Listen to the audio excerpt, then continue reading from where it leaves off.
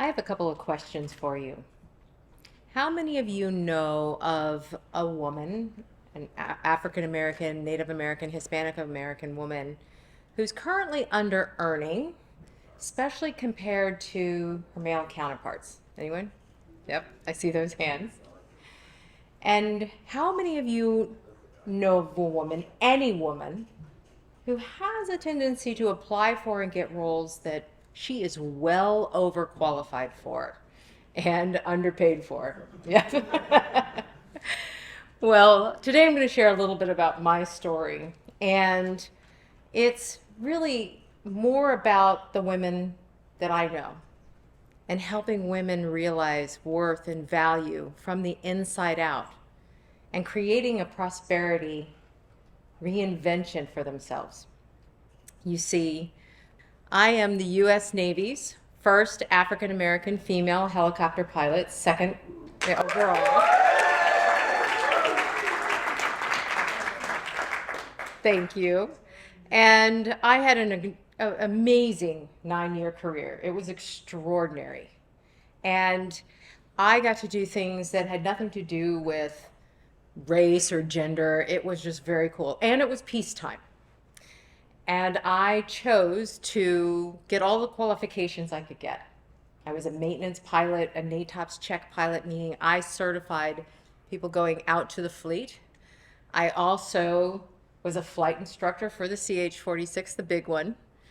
And I also have a master's in information systems. And it was an extraordinary career. I had a bit of a bumpy start, though. I'm not an athlete. And so I had a lot of remedial running.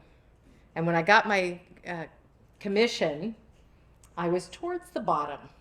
And I made a promise to myself I would never be there again in my military career. And so when I got to flight school, I made a decision. I'm going to be number one in my class in flight school, and I was. And that I would be excellent through my career. And I was. However, I didn't always want to be a pilot. I actually wanted to be in business. And so at the 9-year mark, I had the opportunity to leave the Navy early, and I did. And to say it didn't work out is an understatement. It was an epic failure to the degree that 18 months later, in a 3-day period, I received a bankruptcy notice, the foreclosure of 2 homes, and an IRS audit. That last one, yeah, it took my breath away. And I wasn't sure I wanted my breath back. And as I stood in the kitchen looking at the knives, and I really contemplated, like, I don't think I can recover. I thought about it.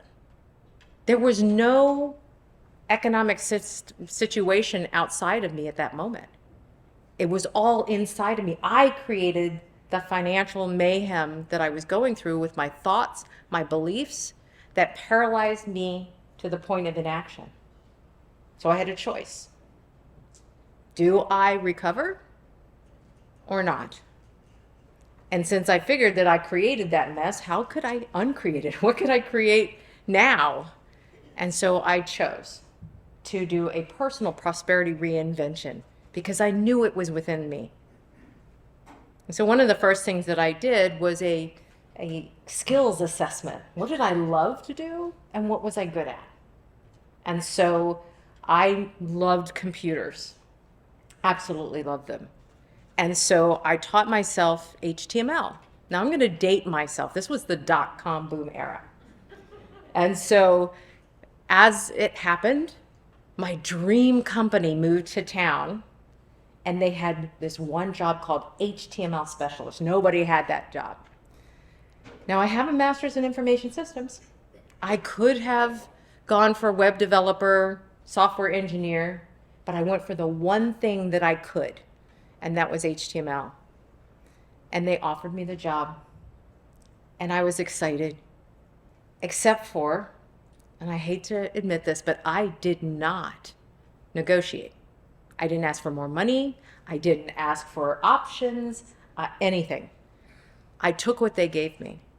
And I had a sense that I was underpaid and overqualified.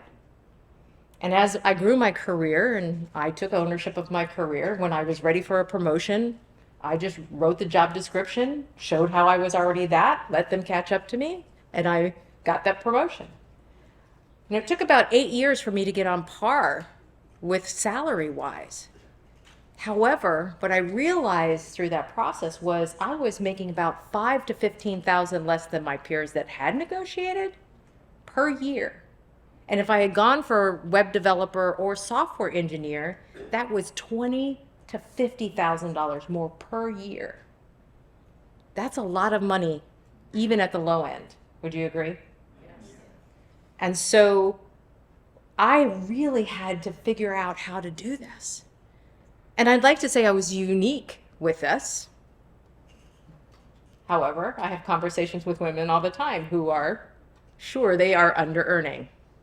And so I want to do an exercise I do with these ladies. I want everyone in the audience to think of your resume, your accomplishments, your roles, your responsibilities, your awards, your certifications. Everybody got that? Now, ladies first, I want you to change the name at the top of your resume to Jack Jones. What would Jack get paid with your resume? Is there a difference? Yeah. And gentlemen, I want you to now do it. Now for me, let's be clear, I'm going to profile here with a name like Kamin. I'm going to take some liberties. Gentlemen, I would like you to change the name at the top of your resume to Shaniqua Jones. What would she get paid with your resume? Do you see a difference? Now, I'm not saying that it's across the board that this happens. However, in a report that was earlier this year from the Forbes Advisor Reviewed article, so the gender pay gap, white, non-Hispanic to women, is 84 cents on the dollar. Do you see the other numbers? They are lower for African American, Native American, Hispanic American. Now that's just a statistic, right? Right? We're just looking at those numbers. Let me put it into context for you. Goldman Sachs did a report a few years ago with the Urban Institute. And in that report, a black woman, over the course of 40 years, she will lose out over $900,000. That's homes, education, that is healthcare, quality healthcare. That's vacations. And vacations do what? Allow us to rejuvenate and really think about what's next and create. It's generational wealth lost. So what are we to do? Now, I'm not here to talk about systemic or institutional anything. That is not what I'm here to talk about. Remember, I realized that I had created the mayhem in my life. I had done it.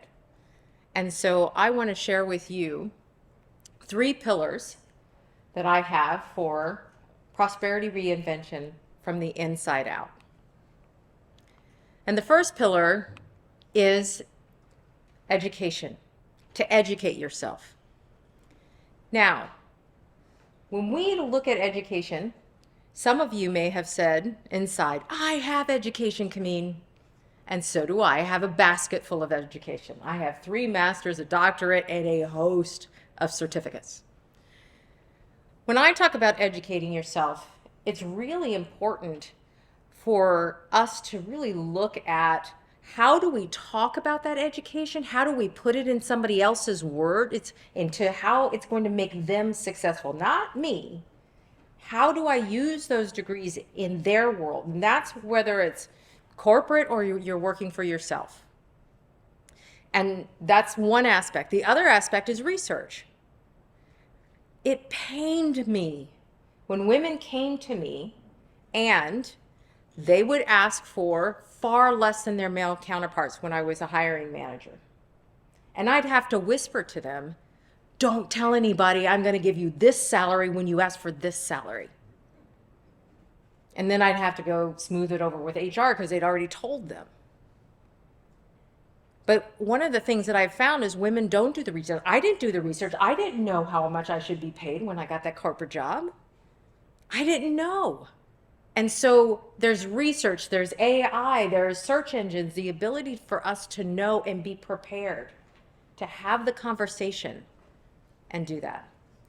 The second pillar is to own your bio, not just your resume. Your resume is all the shiny stuff we can talk about. What about the failures? The things we've overcome. One of the challenges I had was I over-identified with my failure that I was a failure, not that what I had tried was a failure. That's all. It was one thing that failed. And so I had to learn how to own my bio, and it took me years, my biography. Everything that I had overcome mattered. Because if I didn't want anybody else to go through the mess that I had created, then I could teach somebody else. And I remember having a conversation many years ago with a gentleman. And it was a pleasant conversation. He was a venture capitalist, and he was kind of humoring me until he found out that I had a bankruptcy and foreclosures. And then suddenly I had a badge of honor. I had conquered the world, and he took me seriously. And I loved that. And when I talk to women, especially women executives, many of them put their previous careers aside, especially if they're going for coaching or consulting. They don't bring that in. And I had a conversation, honestly, this conversation is any given Tuesday, with a woman executive, and these are the CEOs, executives. And I said to her, have you actually run teams? She's like, yes. I'm like, how many? She's like, hundreds of people. I said, did you coach them? And she said, yes. Did you mentor them and help them get better? She said, yes. Then you're not a new coach. She had put everything aside, and she kept calling herself a new coach and paralyzing herself from charging. So many people will tell me they can't charge. They can't charge what they want to charge. They're learning something new. And when I point out they're not new, and what I don't mind, well, I kind of mind. I don't mind when women charge a little bit or free for a small period of time, but I call that experience currency, right? They're learning on the job. And what that gives them is confidence currency. And that confidence currency has value. The third pillar is rehearse to embody. As a Navy pilot, I had to own and practice my emergency procedures until the point of embodiment, such that if I lost an engine, which happened over water and at a ship, I knew exactly what to do in that second without thinking about it. When I ask professionals, do they rehearse that much? No. Do they rehearse their numbers, their presentations, their proposals? No. And when I talk about rehearse, I want them to rehearse as if they're like live, out loud, in the morning when they wake up. Practice. When they're driving, they're walking their dog, doing things, practice so that it gets in your system. Because that confidence currency that you have when you practice, that gets mirrored back to you. Mirrored back in wealth and opportunities, and you get to see yourself differently in the world. So that's those three pillars. Now, what can the rest of us do? The men and women who are at or above, because there are some women who are at or above their male counterparts, become a mentor. Please share what you know. I can tell you the dinner tables at my house didn't talk about negotiations. And so you know things that we don't know.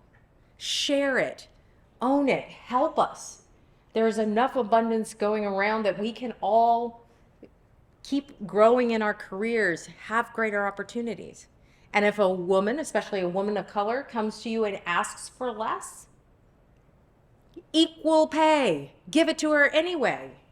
And ladies, from here, don't do that. Because I really want you to own who you are, the magnificence of who you are, and be able to showcase that and be paid appropriately. Because how many of you women want to be paid what you're worth? No, you want to be paid what your skills are worth. Your skills have value. Okay? So you are the skills. So allowing yourself to see that your skills have value and get mentorship, have them teach you. See your bio from Jack's perspective. See your resume, own it, practice it, be it. Because when you do that, and you have the mentors and you mentors help us, all of us, all boats rise and we all prosper. Thank you.